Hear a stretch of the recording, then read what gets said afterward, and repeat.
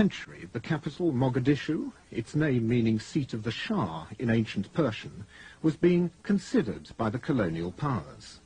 They all had designs on this region, commanding the southern approaches to the Suez Canal and important sea routes along the east coast of Africa.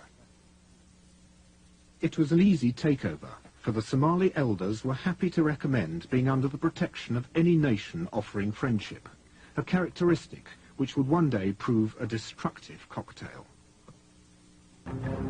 The Italians were the most avaricious. Since the late 19th century, they had been racing to incorporate the whole Horn of Africa in one big colony.